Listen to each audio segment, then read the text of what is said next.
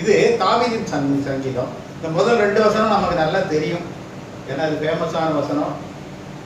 எல்லா சர்ச்சிலையும் எல்லா கூடுகையிலையும் இது சொல்றது உண்டு.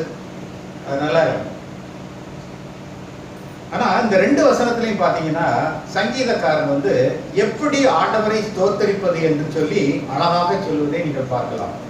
அவன் சொல்றா, நீ முழு உள்ளத்தோடு ஸ்தோத்தரிக்க வேண்டும், அவருடைய பரிசுத்த நாமத்தை ஸ்தோத்தரிக்க வேண்டும், நாம் பெற்றுக்கொண்ட சகல உபகாரங்களுக்காகவும் நாம் ஆண்டவரை ஸ்தோத்தரிக்க வேண்டும் என்று சொல்லி சங்கீதக்காரன் சொல்வதை நாம் அங்கே பார்க்கலாம். அதாவது நமக்கு அளிக்கப்படும் தேவ தயவை நாம் ஒருபோதும் மறந்து போக கூடாது என்று சொல்லி சங்கீதக்காரன் சொல்வதை நீங்கள் அங்கே பார்க்கலாம். இங்கே சங்கீதக்காரன் சொல்கிறான், என் ஆத்துமாவே கர்த்தரை ஸ்தோத்திரி என்று சொல்கிறார். இந்த கிறிஸ்தவம் என்பது என்ன என்று பார்த்தீங்கன்னா, இருதயம், ஆத்மா, ஹார்ட் அண்ட் சோல், இது 2 சம்பந்தப்பட்டது தான் கிறிஸ்தவம். வேற எந்த ரிலிஜனும் அப்படி அல்ல. நம்முடைய கிறிஸ்தவம் வெளிப்புறமாக எதுவும் கிடையாது, கிடையவே கிடையாது. நீங்க சர்ச்சுக்கு எப்படி வேணாலும் வரலாம், ஒன்றும் ப்ராப்ளமே இல்லை. சில பேர் சில சபைகள்ல அதை ஐடென்டிஃபை பண்றதுக்காக வெள்ளை வேஷ்டி, வெள்ளை பேண்ட், வெள்ளை ஷர்ட் போட்டு வராது, ஒன்றும் தப்பு இல்லை, அது அவங்களோட இது. ஆனால் இப்படித்தான் வரணும் என்று சொல்லி வெளிப்புறமாக கிறிஸ்துவம் எதுவுமே கிடையாது. எல்லாமே இருதயம் சம்பந்தப்பட்டதும் சோல் சம்பந்தப்பட்டதுமாக இருக்கு, ஆத்மா சம்பந்தப்பட்டதுமாக இருக்கிறது. அதான் வேணாம் தம்பி, வேணாம், என்ன போடுற. இங்கே சங்கீதக்காரன் சொல்றா, அவர் செய்த சகல உபகாரங்களையும் மறவாது ஆண்டவருக்கு நீ நன்றி சொல்லு என்று சொல்கிறார். இப்போ ஒரு கேள்வி எழுகிறது, ஆண்டவர் செய்த சகல உபகாரத்திற்கும் நாம் நன்றி சொல்ல வேண்டும். ஓகே, அல்லேலூயா, எல்லாத்துக்கும் சொல்லணும். ஆனா எந்த உபகாரத்திற்காக முதலில் சொல்ல வேண்டும் என்ற ஒரு கேள்வி வருகிறது அல்லவா? இதற்கு நான் ஒரு கதையை சொல்றேன், அப்போ உங்களுக்கு நல்லா புரியுது. ஒரு சின்ன பையன் ஒரு கிராமத்தில் போய் திருடிட்டான். திருடின உடனே என்ன பண்ணாங்க, அந்த சின்ன பையனை அந்த ஊர் பழக்கத்தின்படி இவங்க பிடிச்சி அவனை ஒரு மரத்தில் மேலே கட்டி வச்சு அவனை கல் எறிகிறதுக்காக எல்லாரும் கல் எடுத்துக்கிட்டாங்க கையில். அந்த பையன் உயிருக்காக போராடிட்டு இருக்கான், இவங்க எல்லாம் கல்லை வச்சுட்டு நிற்கிறாங்க. அப்போ அந்த பக்கம் போன ஒரு பெரியவர் அதை பார்த்துட்டு, என்னப்பா அங்கே நடக்குதுன்னு இருக்காரு. அப்போ அந்த ஊர் தலைவர் சொல்லியிருக்காரு, எங்கள் ஊர் வழக்கப்படி யார் திருடுனாலும் கல்லை விட்டு அடித்து கொண்டுருவோம், அது மாதிரி இந்த பையனை கொல்ல போராடுறது. உடனே ஐயோ பாவம் இல்லான்னு இருக்காரு. உடனே இந்த ஊர் தலைவர் சொல்றாரு, பெரியவரை உங்கள் வேலையை பார்த்து நீங்கள் போங்க, விளந்தா அவங்களுக்கு அப்படின்னு இருக்காரு.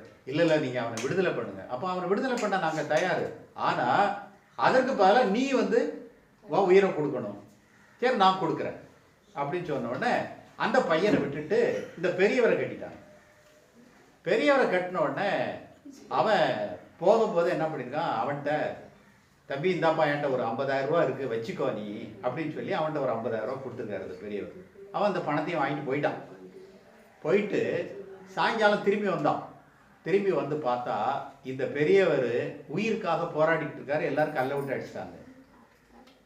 இவர் உயிருக்காக போராடி கொண்டு இருக்கிறார். இவன் போய் என்ன செஞ்சான் தெரியுமா, கிட்ட போய் பெரியவரை கையை பிடிச்சான். அவருக்கு ஒரே சந்தோஷம், ஐயோ நன்றி சொல்ல வந்துட்டான்பா அப்படின்னு.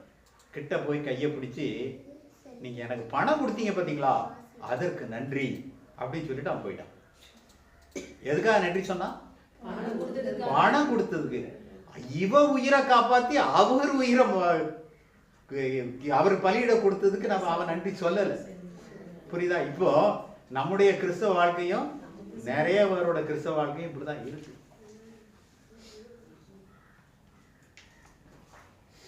அவன் வந்து எதற்காக நன்றி சொல்லி இருக்க வேண்டும் என்று சொன்னால், அவருடைய தண்டனையை இவர் ஏற்றுக்கொண்டதற்காக நன்றி சொல்லி இருக்க வேண்டும். ஆனால் அவன் சொன்னது பணத்திற்காக. இன்றைக்கும் நம்ம நிறைய பேரோட கதை இதான் இருக்கு. அதாவது பணத்தால் சம்பாதிக்க முடியாத இவ்வளவு பெரிய ரட்சிப்பை நமக்கு தந்து நம்மை பாதாள வாசலில் இருந்து மீட்டெடுத்து அவருடைய சொந்த பிள்ளையாக்கி நீதிமான் ஆக்கினாரே, அதற்கு நன்றி இல்லை, அதற்கு ஸ்தோத்திரம் இல்லை. கொஞ்சம் தேவ ஜனமே, கொஞ்சம் யோசிச்சு பாருங்க. நமக்காக அவர் சிலுவையில் செய்து முடித்த கிரியைகளை நினைத்து, ஆண்டவரே என் பாவத்திற்காக ஒரு சொட்டு ரத்தம் கூட இல்லாமல் எல்லாவற்றையும் சிந்தினீரே என்று சொல்லும் விசுவாசிகள் கூட்டம் இன்று மிக குறைவு. நான் இதை சொல்லுவதற்கு கொஞ்சம் கூச்சத்தோட தான் சொல்றேன், ஆனா உண்மையில் அதுதான். நாம் பிரவேசிக்கும்படியாக, நாமும் பிரவேசிக்கும்படியாக பரலோக வாசலை திறந்து விட்டாரே, அதற்கு நன்றி சொல்லாமல் அவரிடமிருந்து பெற்றுக்கொண்ட 5க்கும் 10க்கும் லட்சத்துக்கும் ஸ்தோத்திரம் சொல்றோமே, இதனால் தேவனின் மனம் குளிரும் என்று நினைக்கிறீர்களா? ஒரு காலமும் குளிராது. ஆண்டவரே இவ்வளவு பெரிய ரட்சிப்பை தந்து, ஆண்டவரே எம்மை மீட்டெடுத்திற்காக உம்மை ஸ்தோத்தரிக்கிறேன் என்று சொல்லிவிட்டு நீங்கள் பெற்றுக்கொண்ட உபகாரங்களுக்கு நன்றி சொல்லீர்கள் என்று சொன்னால், ஆண்டவருடைய மனம் ரொம்பவாக என் பிள்ளை என்னை ஸ்தோத்தரிக்கிறான் என்று சொல்லி ஆண்டவருடைய மனம் குளிரும். அல்லேலூயா. சரி, இப்போ ஒரு கேள்வி எழுகிறது. நாம் பெற்றுக்கொண்ட உபகாரங்களுக்கு நன்றி சொல்ல வேண்டும், நிச்சயமாக சொல்ல வேண்டும். சரி, சில நேரங்களிலே தேவன் நம்முடைய வாழ்க்கையில் குறுக்கிட அனுமதிக்கும் பாடுகளின் போது என்ன செய்வது? நிறைய பாடுகள் வருது இல்லையா? அப்ப என்ன செய்வது? ஸ்தோத்திரம் சொல்லணுமா? கண்டிப்பா சொல்லணும். யோபு 1ஆம் அதிகாரம் 21ஆம் வசனம் பார்த்தீங்கன்னா, யோபு ஒரு வார்த்தையை சொல்லுவான், கர்த்தர் கொடுத்தார் கர்த்தர் எடுத்தார். இது ஃபேமஸான வசனம், நீங்க பார்த்துருப்பீங்க. ஆனா யோபு இந்த வார்த்தையை சொல்லும் போது அவனுடைய நிலைமை என்னன்னு சொல்லி வேதத்துல நீங்க வாசிக்கணும்.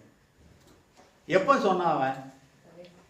உளும் எழுதுகளும் கழுதிகளும் ஓட்டிக்கொண்டு போன பின்பு, யோபுவின் எல்லா வேலைக்காரரும் பட்டயத்துக்கு இரையான பின்பு, ஆடுகளையும் வேலையாட்களையும் வானத்திலிருந்து அக்கினி வந்து சுட்டரித்த பின்பு, அவனுடைய ஒட்டகங்கள் எல்லாம் ஓட்டிக்கொண்டு போகப்பட்ட பின்பு, அவனுடைய 10 பிள்ளைகளும் ஒரே நேரத்தில் இறந்த பின்பு இந்த வார்த்தையை சொன்னான்.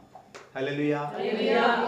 அவன், நம்ம ஈஸியா சொல்லலாம், அவன் அப்பவும் ஆண்டவரை ஸ்தோத்தரிச்சான். ஆண்டவர் கொடுத்தார், ஆண்டவர் எடுத்தார், அவருடைய பரிசுத்த நாமத்திற்கு ஸ்தோத்திரம் என்று சொன்னான். ஆக ஆண்டவருடைய பிள்ளைகளாகிய நாம் ஒன்றை மட்டும் நன்றாக புரிந்து கொள்ள வேண்டும். தேவன் நம்மளோடு இடைப்படும் எல்லா கிரியைகளின் நோக்கமும் அவருடைய சுவாபத்தை நாம் சுதந்திரிக்க வேண்டும் என்பதை நான் மறுபடியும் சொல்கிறேன். தேவன் நம்மளோடு இடைப்படும் எல்லா கிரியைகளின் நோக்கமும் நாம் அவருடைய சுவாபத்தை சுதந்திரிக்க வேண்டும் என்பதை ரோமருக்கு எழுதின நிருபம் 8ஆம் அதிகாரம் 28-29 இதைத்தான் சொல்லப்பட்டிருக்கிறது.